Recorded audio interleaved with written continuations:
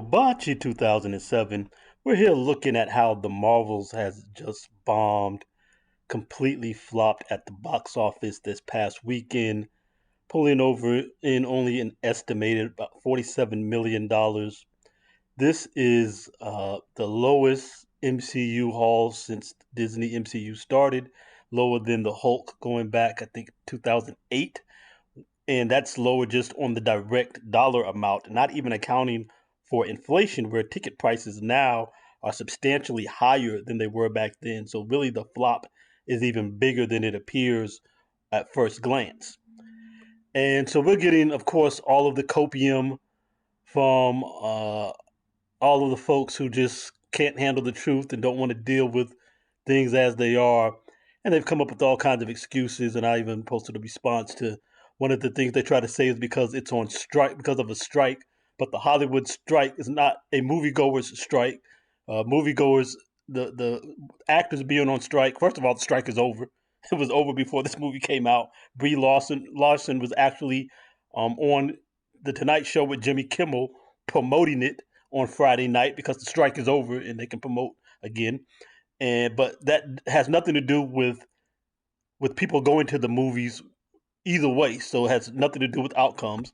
And point number two here, you can see where I point out that just 2 weeks earlier, while the strike was actually still in effect, Five Nights at Freddy's opened up with about a nearly 20% better opening weekend. And this was a $25 million movie versus the Marvels, which is about $275 million within an accompanying budget that dwarfs the budget for the marketing budget, the company marketing budget to that 275 million, which is probably around 100 million, which way outdoors the production and marketing budget combined for Five Nights at Freddy's. So a movie that was 1,100% less, that's 11 times less. If you multiply 225 times 11, you get 275, which is about what the Marvels cost. A movie that had 11 times or 1,100% less to work with did 20% better just 2 weeks before. It's the same market, the same time frame. It was actually during the strike. And this nothing, barely known novelty, first time movie franchise beats the Marvel's opening in the same market during the same time period. So that cope has nothing to do with anything as they tried to proclaim. Before we get further into these points, can you please like this video? Like me up, it's free, I'd really appreciate that. Then please also consider subscribing and hitting that drop down beside the subscribe button, clicking that bell to make sure that videos get surfaced to you. If you'll do that real quick, if you'll like us up, we'll get right back to the program. So the point that we're getting to with all of this is to get into another point that we made in this video here. The WA has no viewers for the same reason why men don't approach women.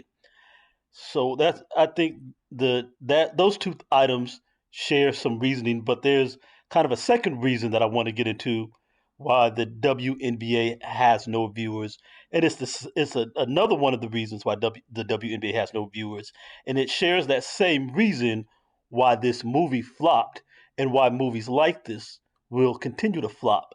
So not only are the points here that I made some of the points about what happened with this film flopping, or the why that the strike had no doesn't matter. It's not a reason. One of the things that we can see is one of the reasons why it flopped is, as one of my commenters pointed out, is that the female audience didn't show up.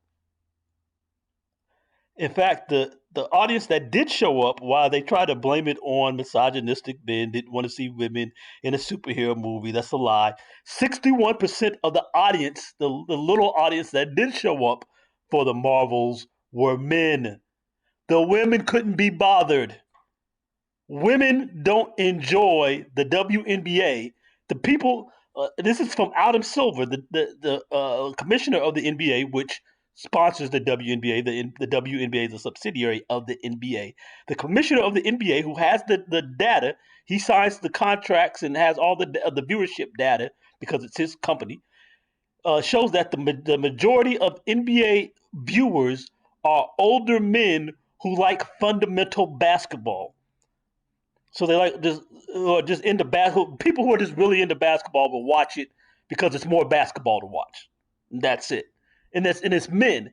All the women screaming and crying about how they need to get paid equal, even though their whole company makes less money than the NBA makes in a week. The whole season makes less money than a 1 week of the NBA, but they're supposed to get paid as much for money that doesn't exist. Those same women don't watch the WNBA. And likewise, why women are crying about how they should get equal representation, when they get a movie centered around them, they don't bother to show up. And I give some of the reasons in my response as to why that is. Because not only it starts down here, um, women don't want to see sisterhood of the traveling pants in space. They, the ones who are into genre films or into superhero films, want to see actual superhero action. They even want to see strong men. They want to see Chris Pratt with his shirt off. They want to see men being the protectors, and they also like a kick-ass a woman in there as well. But they don't want to see traveling sisterhood of the traveling pants and girls having girl fights about how you didn't come see me and support my emotions, which is one of the subplots between Monica Rambeau and Carol Danvers in this movie.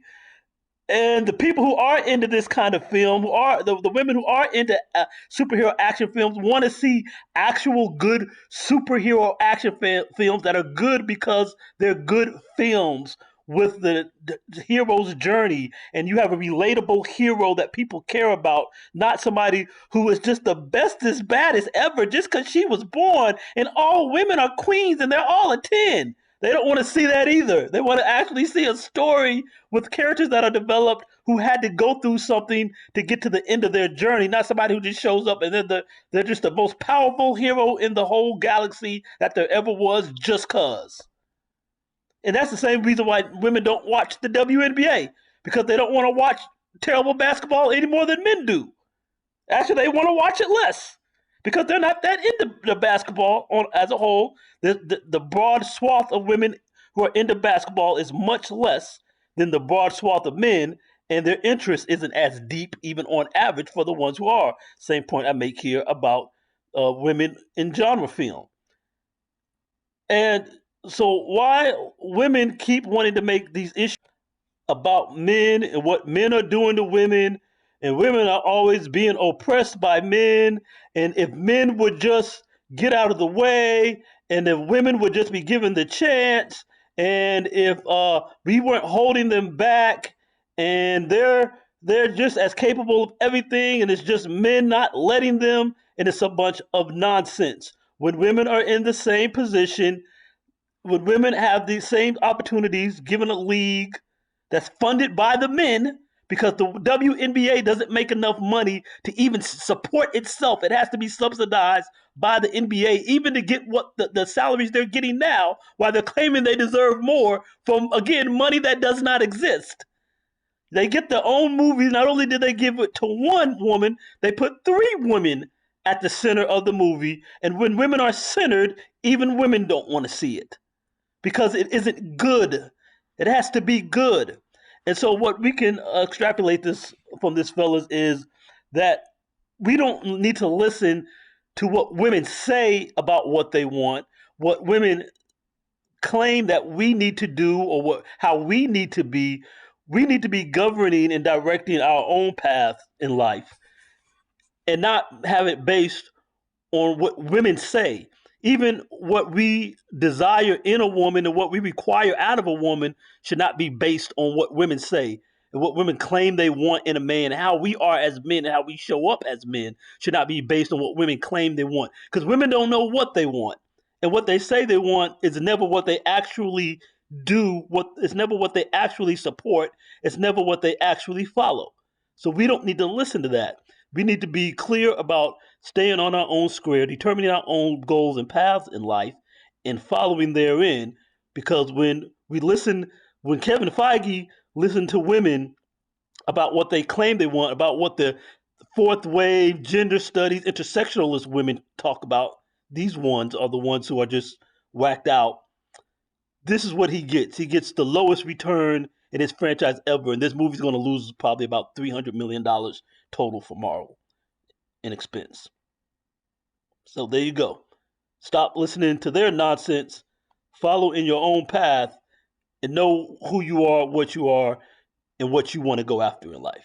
Yobachi 2007, subscribe, hit the notification bell, like us up over here.